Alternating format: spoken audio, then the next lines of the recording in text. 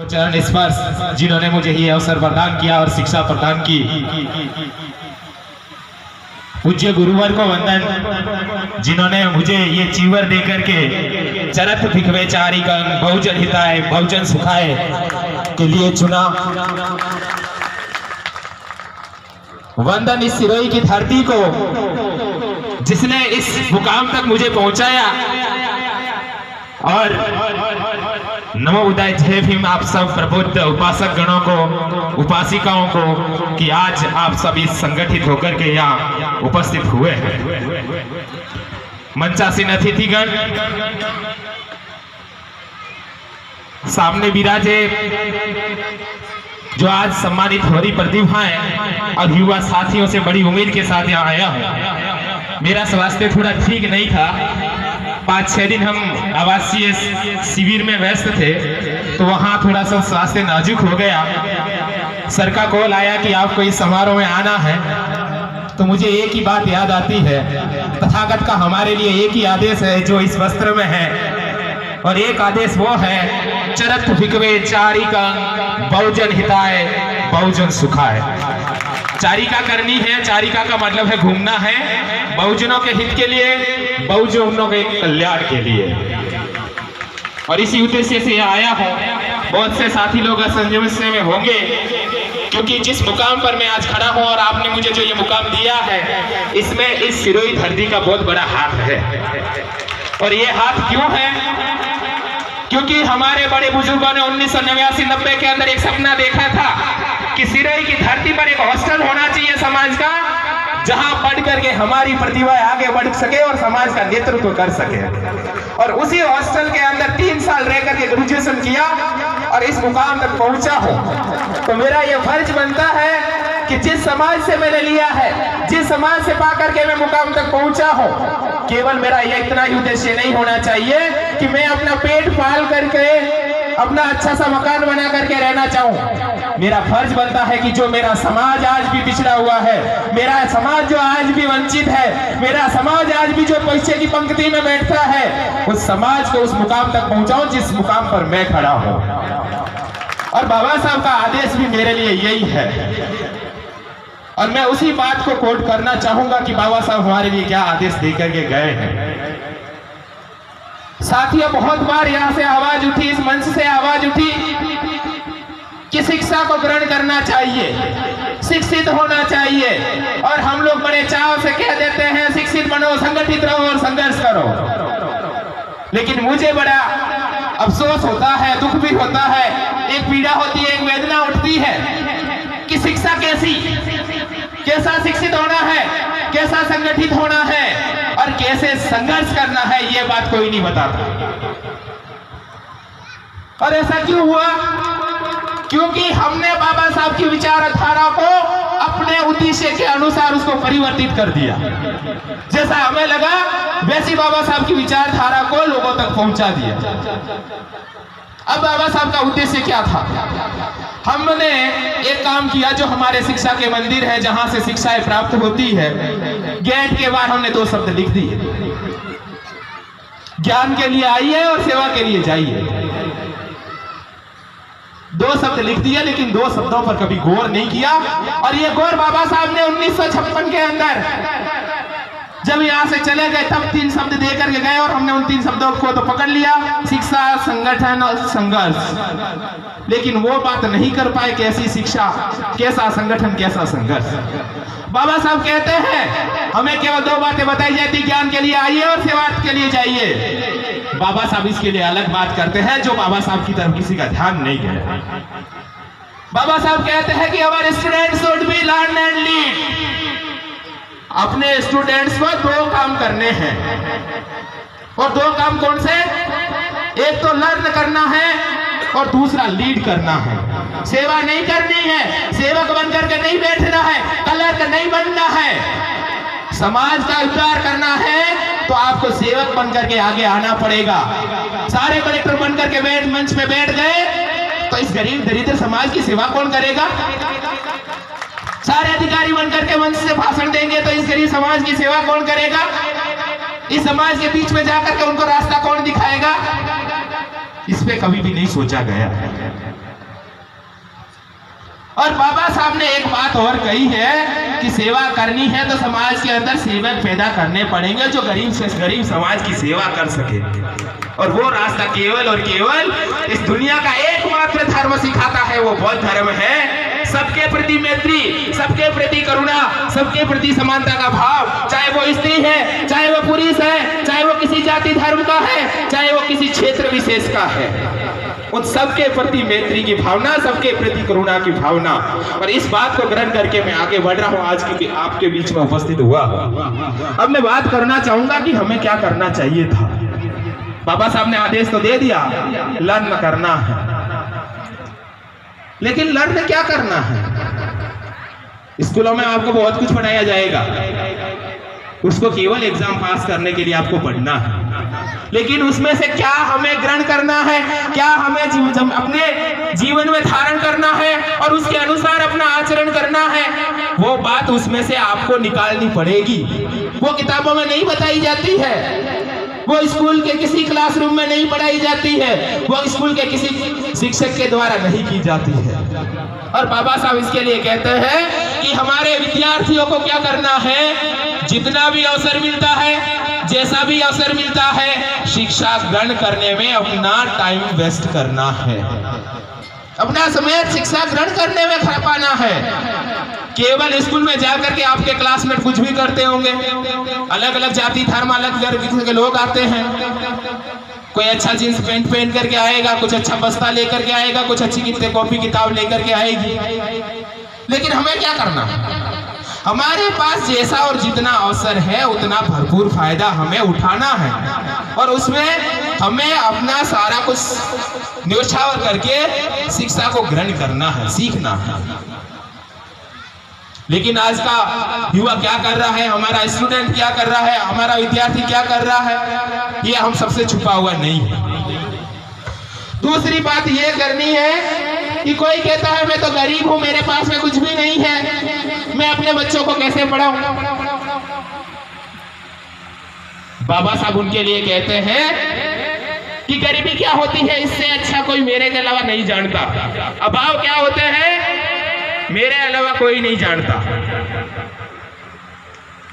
यदि आपने ठान लिया कि इस दुनिया के अंदर मैं किसी से कम नहीं हूं, ये दुनिया है, इसको मैं फतेह कर सकता हूं, मैं जीत सकता हूं और मैं वो शिक्षा ग्रहण कर सकता हूं, चाहे मेरे पास में कितना कुछ भी अभाव हो, तो आप इजीली ग्रहण कर सकते हैं, एक बाबा साहब बन सकते हैं।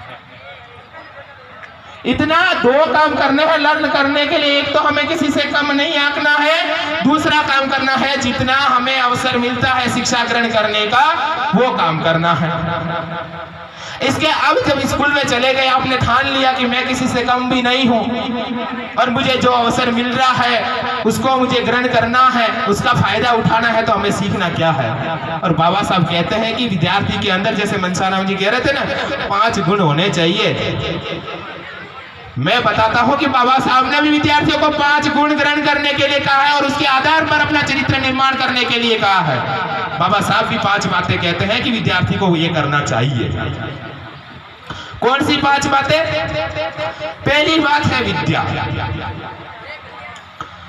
अब विद्या का मतलब क्या है? शायद आज तक किसी ने नहीं बताया होगा, बाबा साहब आज बताया कि गए। विद्या का मतलब है दूसरों के विवेक से चलने वाली बुद्धि का त्याग करके अपने विवेक से चलने वाली बुद्धि का विकास करना, ये बाबा साहब कहते हैं। दूसरों के विवेक से चलने वाली बुद्धि का त्याग कर दो और अपने अंदर ऐसा विवेक पैदा कर दो उसके अनुसार आप चल सको, यह है विद्या। हम जाते हैं केवल किताबी ज्ञान ग्रहण करके आ जाते हैं, कोई पूछता है कि आपने इसमें से क्या सीखा, नहीं पता। ये ज्ञान नहीं है, ये विद्या नहीं है। जब तक आपने अपने अंदर विवेक पैदा नहीं किया, अपने अंदर तर्क पैदा नहीं किए, अपने कसौटी के अंदर उसको खरा उतारने का संकल्प नहीं लिया, नहीं सीखा, आपका ज्ञान है वो बेकार है। हमारे मारवाड़ी में कहावत है, भणिया पर गणिया कोनी। भणना और गणना दोनों ही अलग चीजें हैं और दोनों की भणने का मतलब यही है कि केवल आपने किताबी ज्ञान ग्रहण कर लिया, और उसको साथ में गुणना का मतलब है कि आपने अपने विवेक के अनुसार उसको परखा है। तब जाकर के आपकी शिक्षा पूरी होती है। दूसरा है प्रज्ञा। बहुत बार लिखा हुआ होता है शील समाधि प्रज्ञा, तथागत के चित्रों के ऊपर बड़े आसानी से लिख लेते हैं। प्रज्ञा का मतलब क्या है? प्रज्ञा का मतलब है परिपक्व चरित्र, ऐसा चरित्र जिसके ऊपर कोई दाग नहीं हो, संपूर्ण हो। कोई ये नहीं कह सकते कि आपके अंदर ये कमी है, आपकी वजह से इस समाज के ऊपर दाग लगा है, आपकी वजह से परिवार के ऊपर दाग लगा है। ऐसे परिपक्व जिसकी वजह से न तो समाज के ऊपर अंगुली उठे, न आप व्यक्ति विशेष के ऊपर अंगुली उठे, न आपके परिवार पर अंगुली उठे। तीसरी बात करते हैं शील। मान्यवर इंजीनियर साहब भी कहते हैं कि त्रिशरण और पंचशील आर्य अष्टांगिक मार्ग को यदि कोई ग्रहण कर लेता है तो वो अपना उद्धार कर लेता है। शील क्या है? और विशेष रूप से अपने समाज के लिए कहना चाहूंगा कि शीलों के अंदर जो 5वां शील है, तथागत ने 5 शील दिए हैं उपासक और उपासिकाओं के लिए कि आपको 5 शीलों का पालन करना है। 5 शीलों के अंदर जो 5वां शील है, सूरा मेरे मज्ज पमाद ठाना वेरमणि शिखा पदन समाधियामी। सूरा मेरे मज्ज पमाद ठाना वेरमणि शिखा पदन समाधियामी। कच्ची पक्की कोई भी शराब मैं ग्रहण नहीं करूंगा, ऐसी कसम खा ली। और ऐसा कोई भी नशा नहीं करूंगा जिससे मेरे चित्त के अंदर, मेरे दिमाग के अंदर विकृति पैदा होती है, ऐसा कोई नशा ग्रहण नहीं करूंगा। ये 5वां शील है। उसके अलावा सरकेरे तो चोरी नहीं करना, झूठ नहीं बोलना है, किसी की हत्या नहीं करनी है, सताना नहीं है, व्यभिचार नहीं करना है। ये 4 शील और है, लेकिन जो हमारे समाज को सबसे बड़ी जरूरत है वो 5वें शील के पालन करने की जरूरत है, जिसमें किसी भी नशा न करें हम। ये बड़ी जरूरत है। अगला है करुणा। करुणा का मतलब है प्रत्येक मानव के प्रति समानता का भाव, बराबरी का भाव, चाहे वो किसी जाति का हो, किसी भी धर्म का हो, किसी क्षेत्र विशेष का हो, सबके प्रति समानता का भाव। और 5वीं बात है मैत्री। प्रत्येक प्राणी मात्र के प्रति दया का भाव, समानता का भाव, कि ये जो संसार है, जो प्रकृति है, वो केवल मेरे लिए नहीं है। इस संसार और प्रकृति है वो इस धरती के ऊपर जितने सारे प्राणी पाए जाते हैं उन सभी प्राणियों के लिए है, और उन सबकी रक्षा करना मनुष्य का दायित्व है, क्योंकि मनुष्य है वो सभी प्राणियों में बुद्धिमान है। दूसरी बात आती है, ये तो थी शिक्षा की बात। दूसरी बात आती है संगठन की बात। संगठन का मतलब ये नहीं है कि केवल मेघवाल समाज संगठित हो गया, केवल दूसरे और समाज संगठित हो गए, क्योंकि ये जमाना है वो लोकतंत्र का जमाना है, और केवल मेघवाल समाज एक संगठित होने से सत्ता प्राप्त नहीं कर सकते। और यदि हमें सत्ता प्राप्त करनी है तो हमें संगठित होना पड़ेगा। और संगठन भी कैसा कि जातियों के होते हुए संगठित लोग नहीं हो सकते। और जातियों को त्यागने के लिए बाबा साहब ने 1956 में एक सबसे बड़ी व्यवस्था दी कि जिस प्रकार सारी नदियां समुद्र में गिरने से पहले अपना अस्तित्व खो देती है, आप किसी भी समुद्र का पानी उठा करके देख करके ये पता नहीं कर सकते ये कृष्णा का है, ये गोदावरी का है, ये कावेरी का है, ये जमुना का है, ये नूनी का है। इस तरीके से आप पता नहीं कर सकते कि ये जल किस नदी का है। ठीक उसी प्रकार से संगठन का मतलब है, यदि कोई बौद्ध धर्म को स्वीकार करता है, बौद्ध धर्म के नीचे आ व्यक्ति आ जाता है, तो सारी जातियां मिलकर के एक महासमुद्र बन जाती है, जिसके अंदर कोई जाति, छुआछूत, ऊंच नीच और भेदभाव नहीं होता है। ये था संगठन बाबा साहब। संघर्ष का मतलब क्या था? और संघर्ष विशेष रूप से उन लोगों के लिए जिन्होंने शिक्षा के लिए प्रवेश लिया था, जो विद्यालयों की ओर गए थे, महाविद्यालयों की ओर गए थे, विश्वविद्यालयों की ओर गए थे सीखने के लिए, उनके लिए बाबा साहब का सबसे बड़ा संदेश था लीड करना, नेतृत्व करना। और नेतृत्व किस लिए? केवल इसलिए नहीं कि मैं अभी किसी विद्यालय में जा रहा हूं, किसी महाविद्यालय में जा रहा हूं, किसी विश्वविद्यालय में पढ़ने के लिए जा रहा हूं, तो केवल आकर के वहां से अच्छी नौकरी लेकर के आऊंगा, अपना बड़ा सा बंगला बनाऊंगा, अच्छी सी गाड़ी ले आऊंगा, अपनी पत्नी के लिए बहुत सारे गहने बनवाऊंगा, अपने बच्चों को अच्छे से स्कूल में पढ़ाऊंगा। इसलिए शिक्षा ग्रहण करने के लिए बाबा साहब ने नहीं कहा था। बाबा साहब ने इस समाज के लिए 3 उद्देश्य निर्धारित किए थे कि कोई भी व्यक्ति पढ़ लिख करके बाहर आता है तो उसको 3 काम करने हैं। पहला काम है, बाबा साहब एक शब्द लिखते हैं, फ्री, स्वतंत्र। जो समाज गुलामी में जकड़ा हुआ है, जो शिक्षित नहीं हो पाया है, जो विश्वविद्यालय तक नहीं पहुंच पाया है, विद्यालय तक नहीं पहुंच पाया है, महाविद्यालय तक नहीं पहुंच पाया है, उसको वहां तक पहुंचाने का दायित्व था उन लोगों का जिन्होंने पहले शिक्षा ग्रहण की है। तो जो समाज गुलामी में जकड़ा हुआ था उसको पहले स्वतंत्र कराना। दूसरा लक्ष्य उन्होंने दिया था स्ट्रांग बनाना, समाज को मजबूत बनाना, स्ट्रांग बनाना। और वो स्ट्रांग कैसे? सामाजिक रूप से मजबूत हो, राजनीतिक रूप से मजबूत हो, धार्मिक रूप से मजबूत हो और आर्थिक रूप से मजबूत हो, ऐसे समाज का निर्माण करना।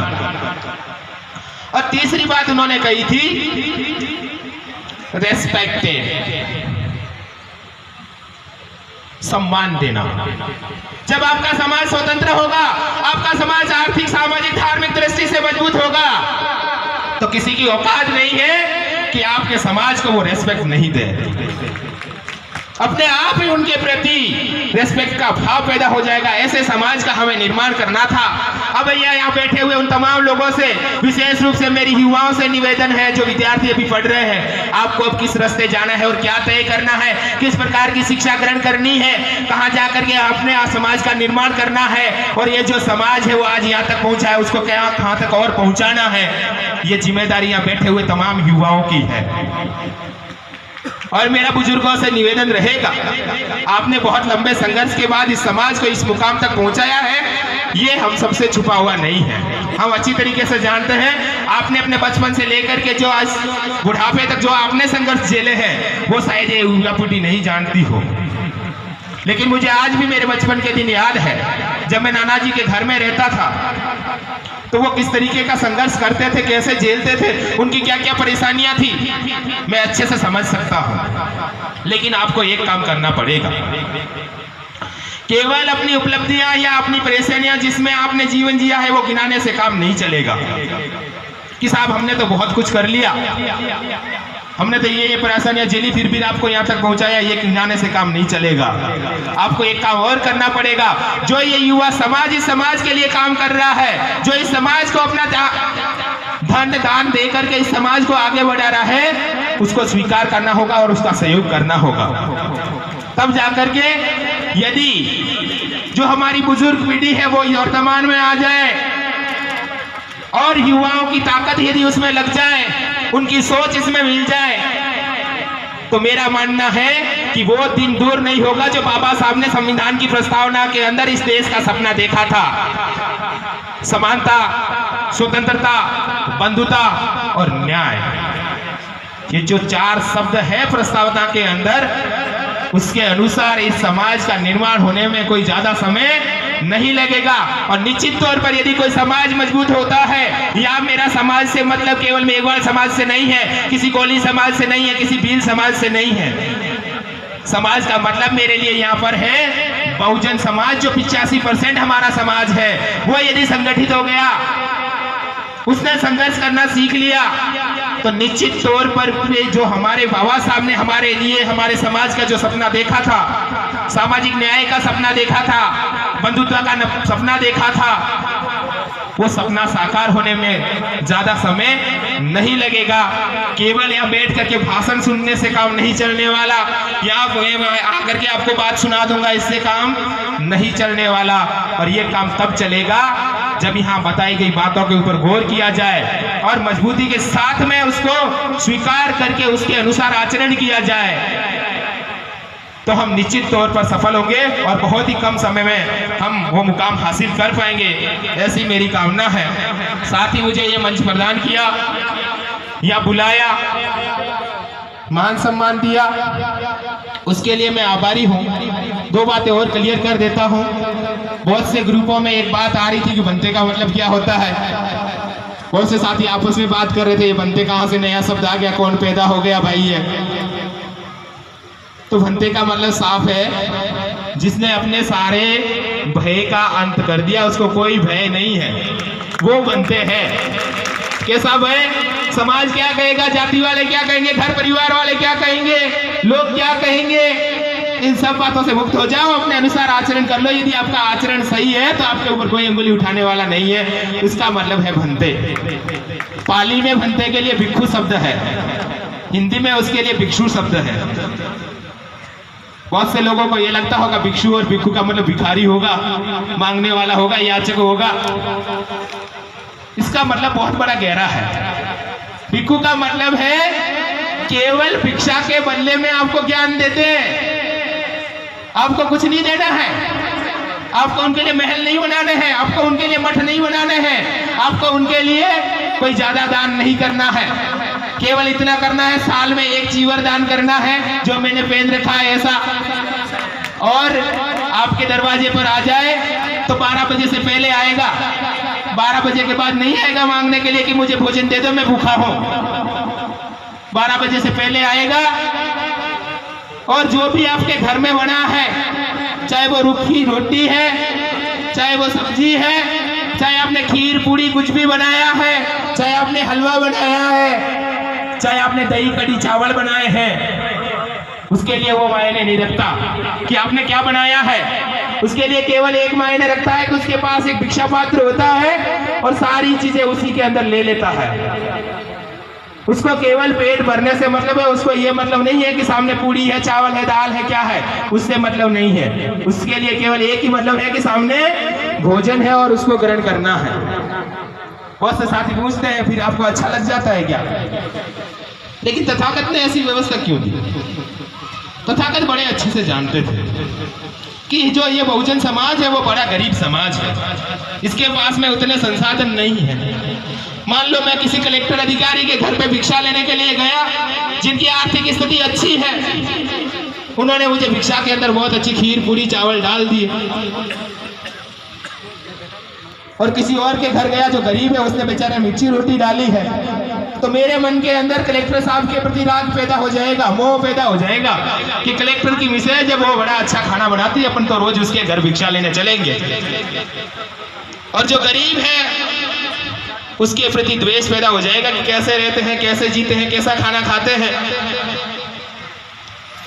तो तथागत ने यह व्यवस्था दी कि किसी के प्रति राग और द्वेष पैदा नहीं हो। इसके लिए भिक्षुओं को एक काम करना है कि वो उतना सारा भोजन है वो एक ही पात्र के अंदर लेंगे, और जब वहां से मांग करके जहां भी बैठ करके उनको खाना है, जहां ग्रहण करेंगे, तब तक वो सारा मिक्स होकर के एक जैसा हो जाएगा। किसी के घर का पता नहीं चलेगा कि किसकी आर्थिक स्थिति कैसी थी, किसके घर में कैसा भोजन बना था, किसके घर के भोजन का स्वाद कैसा था, नहीं पता चलेगा। और ना किसी के मन में राग आएगा, ना किसी के मन में द्वेष आएगा, और एक ही भावना बनेगी, करुणा और मैत्री का संदेश। इसलिए कहा है किसी कवि ने कि जो ये भंते आपके दरवाजे पर भिक्षा पात्र लेकर के खड़ा है, ये केवल भिक्षा मांगने के लिए नहीं आया है, ये आपको ज्ञान का मार्ग दिखाने आया है। लेकिन आपके पास में इतना बड़ा पात्र नहीं है जो इस बंते के पास में है, जो इस भिक्षु के पास में है। इतना बड़ा पात्र नहीं है कि आप उनके विचारों को, उनके ज्ञान को ग्रहण कर सके। तो मैं समाज से ये निवेदन करना चाहूंगा, जो यह बैठा है, आपको उस बड़े पात्र का निर्माण करना है कि आपके दरवाजे पर आपके घर के चौखट पर कोई भिक्षु आता है तो केवल वो भोजन के लिए नहीं आता है, आपको तथागत का संदेश देने आता है। और वो तथागत जो एक छोटे से गांव, छोटे से शहर में पैदा हुए, चाहते तो वो राजा बन सकते थे, अपने राज्य के राजकुमार थे, लेकिन उनको राजा बनना मंजूर नहीं था। और वो निकल पड़े इस दुनिया के दुखों को दूर करने के लिए, इसके दुनिया में भाईचारा बढ़ाने के लिए। और वो बंदा केवल एक राज्य का राजा नहीं बना, पूरे संसार का राजा बन गया। और वो भी किसके बल पर? जैसे गीता में कृष्ण कहते हैं कि सामने चाहे आपका भाई बंधु क्यों ना हो, आप युद्ध करिए, लड़ाई करिए, धर्म के लिए लड़िए। और तथागत ये कहते हैं कि चाहे सामने आपका दुश्मन ही क्यों ना हो, आप लड़ाई नहीं, उससे मैत्री करिए, उसको दोस्त बनाइए, उसको गले लगाइए। ये तथागत के अंदर और गीता के संदेश के अंदर फर्क है। अब आपको तय करना है कि आपको किस रास्ते जाना है, कौन सा संदेश आपको ग्रहण करना है, तो वो तो आप लोग बताएंगे। मेरा काम केवल इतना सा है कि मैं आपको मार्ग दिखा सकता हूं, और उस मार्ग पर आप चल लिए तो आपका कल्याण और उद्धार हो जाएगा। क्योंकि मेरे शास्त्र जो तथागत है वो ये कहते हैं कि मैं मुक्तिदाता नहीं हूं जो मैं आपके दुखों से मुक्त कर सकूं। मैं तो केवल मार्ग दाता हूं, और मेरे बताए हुए मार्ग पर आप चल दिए और उसका अनुसरण कर लिया, उसका अनुकरण कर लिया, आगे बढ़ गए, तो निश्चित तौर पर आप उन दुखों से मुक्त हो सकेंगे। और नहीं चले तो आप दुखों से मुक्त होने वाले नहीं हैं। एक बात और निवेदन करूंगा, सब लोगों के लिए एक काम दे रहा हूं। YouTube पे आप सर्च करिएगा महामंगल सूत्र और उसका हिंदी अनुवाद देखिएगा। जब हम मंदिर मस्जिद जाते हैं, कहीं पर भी जाकर के अपना मत्था टेकते हैं, तो केवल एक ही मांगते हैं, भलो करजो। यही कहते हैं ना, भलो करजो। अब तथागत क्या कहते हैं कि भला कैसे हो सकता है, समय कम है, नहीं तो मैं बता सकता। तथागत ने केवल 38 बातें बताई है, और यदि कोई व्यक्ति अपने जीवन के अंदर उस 38 महामंगल को धारण करके उसके अनुसार अपना आचरण कर देता है, तो मैं दावे के साथ कह सकता हूं, और मेरे तथागत ने उसको परख करके देखा है, वो व्यक्ति का भला हो सकता है। उसको कहीं पर जाने की जरूरत नहीं है, किसी मंदिर जाने की जरूरत नहीं है, किसी देवी देवता के आगे शीश झुकाने की जरूरत नहीं है। केवल उस 38 बातों को अपने जीवन में उतार करके उसके अनुसार आचरण की जरूरत है, और जिसने भी उसको उतारा है वो निश्चित तौर पर अपने दुखों से मुक्त हुआ है। कई सारे इतिहास में ऐसे उदाहरण हैं। बहुत बहुत धन्यवाद, आपने मुझे इतनी गंभीरता से सुना और मुझे बोलने का मौका दिया, आप सबने मान सम्मान दिया, इसके लिए मैं आपका बहुत बहुत आभार व्यक्त करता हूँ। धन्यवाद।